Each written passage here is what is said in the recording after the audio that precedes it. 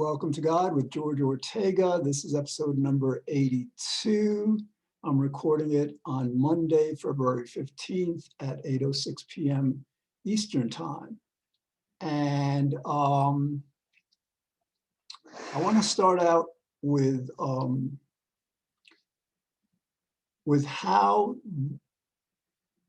the Hebrew people first understood God. And this is just continuing a dialogue I was just involved with in a Torah class right before this.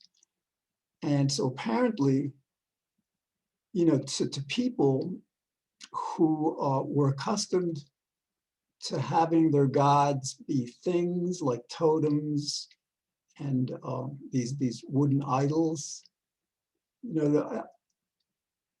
the God of Abraham was a God that didn't have a material form. And so apparently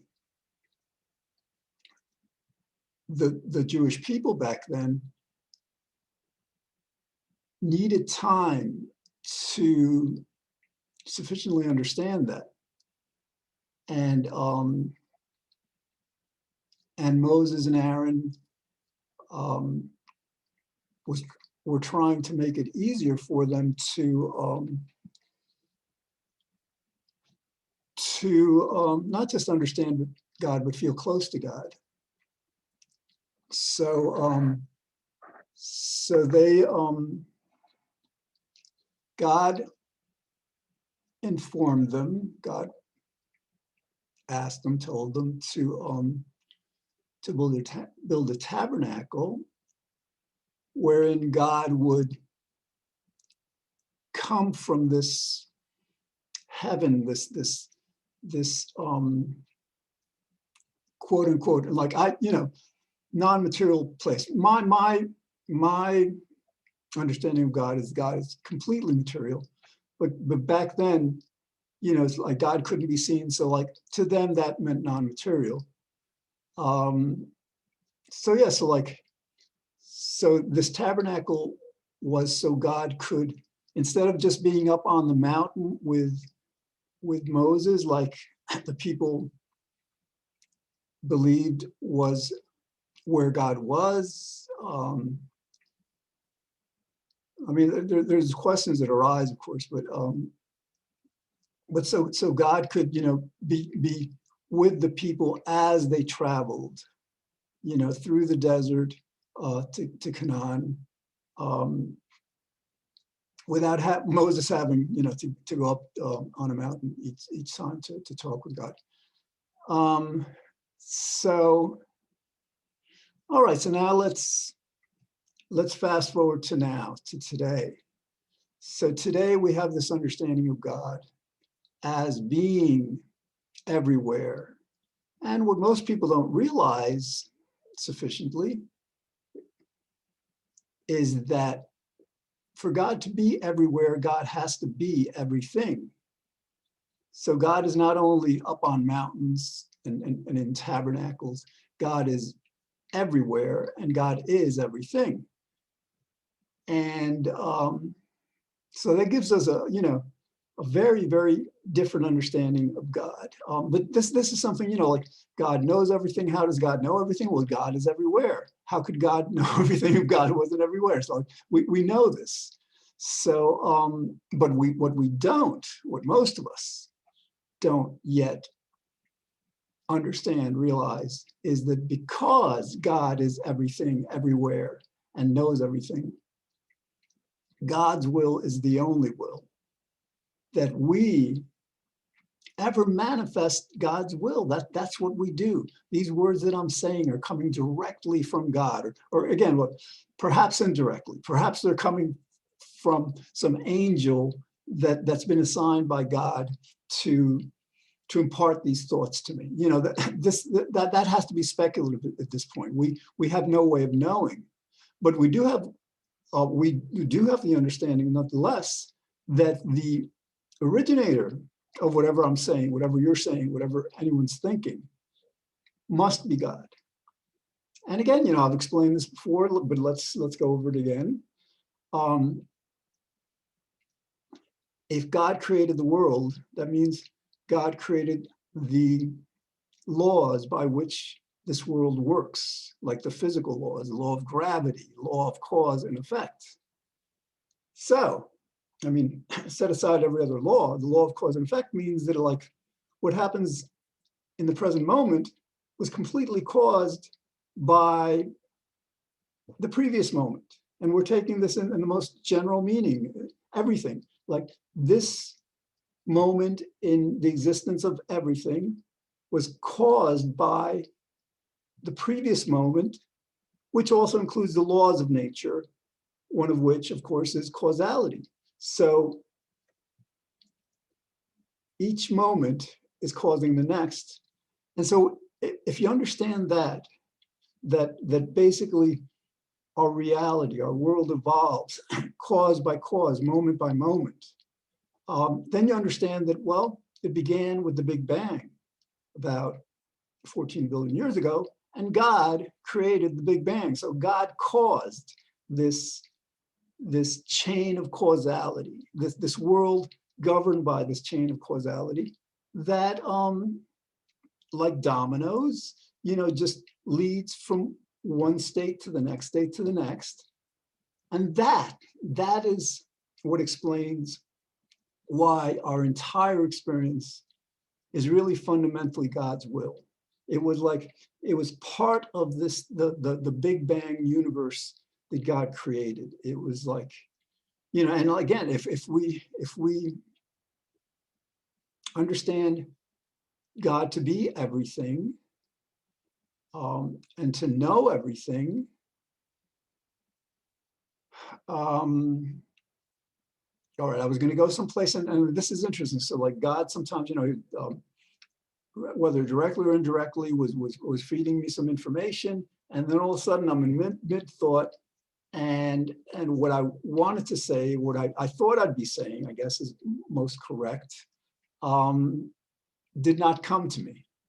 I guess I started thinking, maybe I should be thinking or talking about something else. And so now as I'm thinking of that, the thought comes into my mind that I should talk about God's eternal nature. And I think that thought came to me briefly during this time when I was not really receiving thoughts to say. And so, yeah, the idea of eternity is like, God being eternal, God being everything. And, of course, God could have created, theoretically, if God is infinite and God is eternal, theoretically, that means that God would have created an infinite number of universes before this one, worlds, and will create an infinite number afterwards. Now, like with infinity, there's not really so much of before and after. It's just one time span, endless in both directions, of course. But that is like beyond mind blowing. That's like, we can't grasp that. Just the concept of God being, of always having existed. Yeah, let me try to stay with that because I want to address infinity also, I guess. But God always existed. And our logic suggests that it couldn't be any other way. The only other option is that God didn't always exist.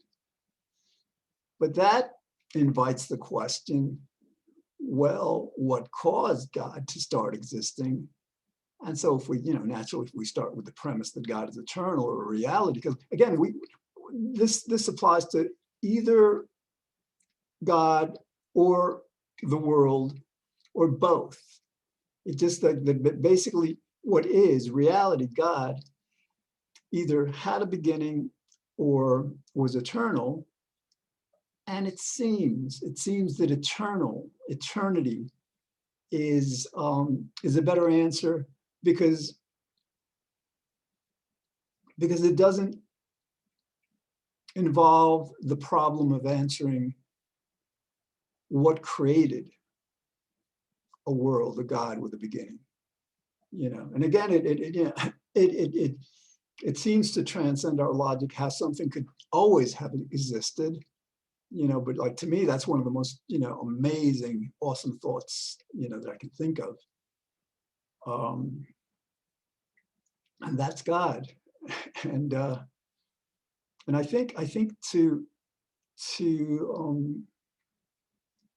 to pause and reflect on that is to make reality far grander, far more divine, more mystical, more wonderful. Naturally, we have to, live on Earth, walk on the Earth, and stay grounded to what needs to be done. But to take these excursions, to have your mind, to allow your mind to consider, this concept of eternity, that God always existed. I think it's probably, I don't do that nearly enough. I should. And so the other, apparently God wants me to talk about infinity now, because that's what I'm talking about. And that's what I'm talking about when I say that what God wants to happen has to happen logically. And we'll do more shows on that. So yeah, God is infinite. Now, I guess infinite, eternity is a temporal label, relates to time, past, present, future, whereas infinity, although it's a concept that can include temporal phenomena, it's generally understood, at least within this context, as God spanning out, in all directions, east, west, north, south, up, down, and never ending. In other words, like, there's a point at which our telescopes, our strongest telescopes, cannot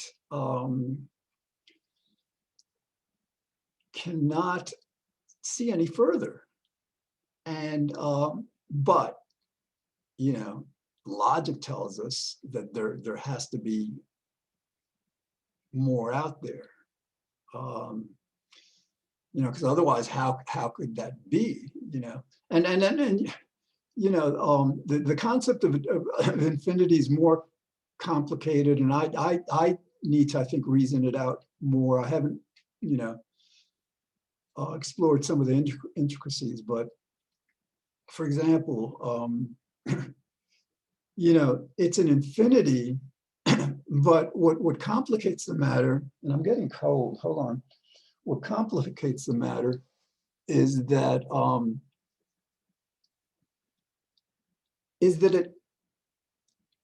this universe had a beginning with the Big Bang. So naturally, if we're saying infinite, no, that's clearly a contradiction.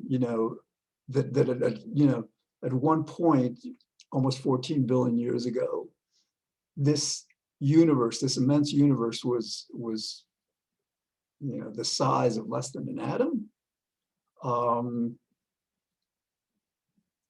But then what a possible answer to that conundrum, how could a universe be that is infinite and eternal at one point not be infinite? When you add to this the idea that there could have been and could be an infinite number of sequential universes, or universes that exist outside of our perception, that these multiverses, that technically they would be part of the one universe. So yeah, no, you got to remember that. So yeah, the answer to the conundrum is that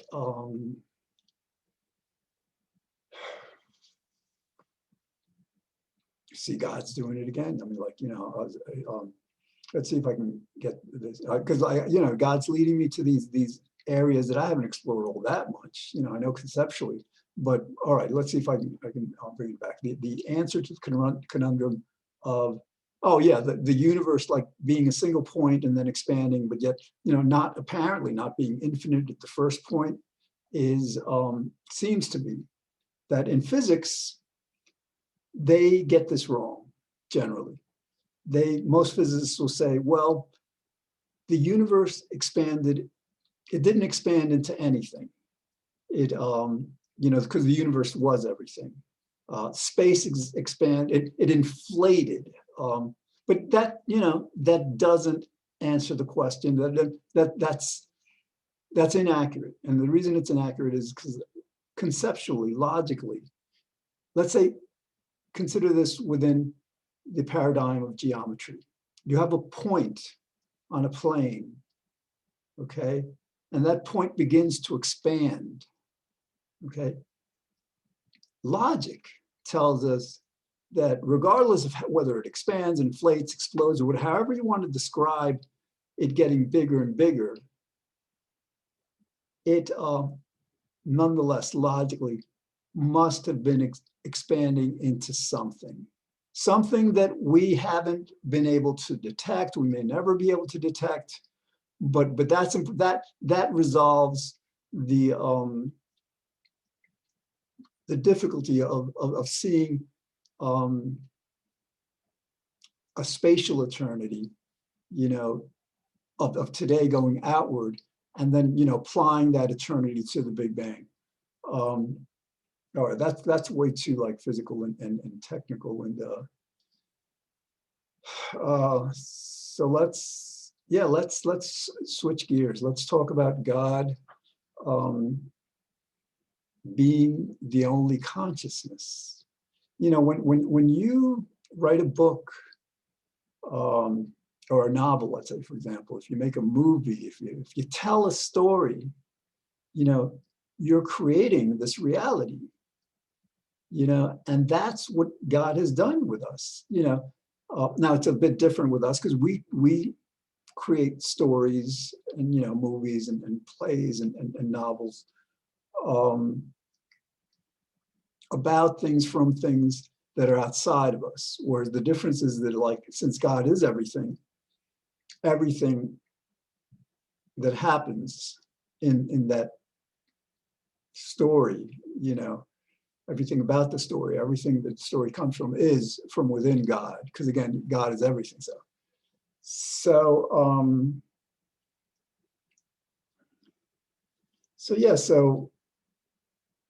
And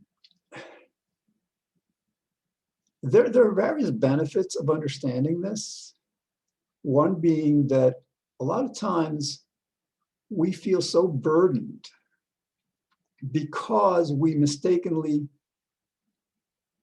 take credit, or in this case, take the blame for our imperfections. We try to be a certain way. We try to be very good, most of us, very happy. We find we can't always achieve that. Or we try to do the right thing and toward our world, toward ourselves, toward people around us. And sometimes we feel like we're not doing enough, or that what we're doing is not working. And so, like, this false attribution of our will to ourselves rather than to God causes us, from this mistaken fundamental responsibility, to blame ourselves and feel this burden. To understand this properly, you have to understand that, like, to unburden oneself doesn't mean that we also thereby generate a license to do whatever we'd like. Because even though God is controlling everything, when we do good, when we do right, what's moral, God rewards us, and when we don't, we get punished. So a lot of people think, well, if we come to this understanding that God is everything, hence God is the only will. Some people say, well, if we understand that, if we live by that society will collapse because like people will think that they can do anything and get away with it. And that's just not the way it works. I mean, like, and we know this. We know this from modern medicine. It has modern psychiatry, will try to like explain certain, for example, psychiatric illnesses where, let's say, some people, for example, are pathological liars. I think you may know of one, and like modern medicine understands that that person was either born that way or became that way because of circumstances not in their control, or a combination, more likely a combination of both.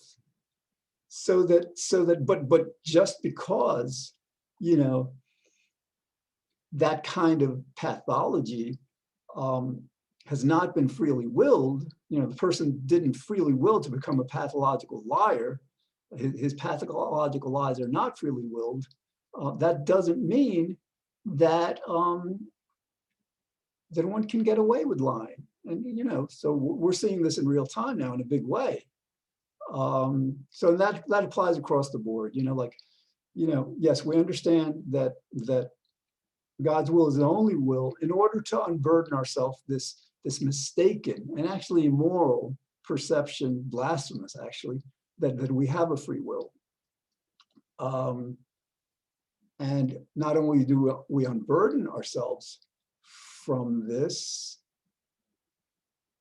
well, I mean, yes, we unburden, but we still, no, not only do we unburden ourselves from this, mistaken blame, self-guilt and all, we also ennoble ourselves by recognizing that we are God, all of us. We're not the part of God that controls anything. That's the key to understand. That's so important to understand. We're not the part of God that controls everything, but every part of us is God. We're all God. And what does that do? For me, well, think about it. Let's say you go about your day, an average day, thinking that you have a free will. So like you're thinking to yourself, well, I'm going to do this, I'm going to do this, I'm going to do that. It's kind of like an ordinary day. Okay, that's how you're viewing the day. Now imagine a day where, through some mysterious means, you're working for God that day. Everything you're doing is because God wants you to do it. You're fulfilling God's will. So think about it. Which of those 2 days do you believe would be more meaningful to you, would fill you with more divinity, with more purpose, with more nobility? Obviously, the perspective that has you understand that we're all God, that you're God, that everything's God. It's not just human beings, animals are God, tables are God, everything is God, because God is everywhere and God is everything, because God was the only being that existed. I prefer to consider God a being than a thing, but because God was the only being that existed before God created the universe, then the only thing God could have created the universe from was herself. So, and I'm using the pronoun herself to basically balance out our understanding of God. When we view God as in his masculine, male manifestation, or just like, we tend to see God in a different way than if we view God's, God as a she. And then, again, the most correct answer, I suppose, is that God is both and God is neither. God doesn't have a gender like we do, but God manifests both masculinity and femininity, both femininity and masculinity. And so, like, why that's important is because we're in a world where there's so much aggression, and this aggression is coming primarily from men. And so to the extent that we men and women could see God not as this vengeful, judgmental, God who has so many masculine, aggressive qualities sometimes, but as a more loving, nurturing God, then that would allow us to create a much more peaceful world. To get in touch with that part of ourselves that love peace, that love goodness and kindness and gentleness. And so, all right, so we've got about 2.5 minutes left. And what else? It's all right. Now, I may, I'm working on it. I just spoke with my friend Charlie, and he and my other friend Andy and I are going to talk about perhaps in 3 weeks, the three of us doing an episode together. But before that, Andy and I are going to try to figure out, a way where he can co-host, because like basically he believes that Jesus is God, and like, that Jesus is the Messiah. And like, to me, a human being cannot be God in that sense. And in other words, like if Jesus is God, we're all God. So like, this idea seems harmful to me in various ways, because it promotes this kind of egotistic image that it's complicated. Anyway, so like, yeah, Andy and I will try to figure out if we can do some episodes where we talk about God, exclusively God, and don't tangent into this very controversial area of, was Jesus the Messiah? Is Jesus God? Again, there's different perspectives, but all right. So thanks for watching. Catch this series every Monday through Friday on White Plains Community Media at 5 p.m. on channel 76. If you get Optimum, 45, you get Verizon, and you can catch the episodes on YouTube. And this has been another excellent episode, I think. And again, this didn't just happen. This was the direct result of being inspired by this excellent Torah class that I just attended right before this. So this, one takeaway from this is like, we influence each other. We can influence each other to do great good. We can motivate ourselves and be the cause of much good that not just that we do, but others do. All right, so thanks for watching, and I will see you again next time, God willing.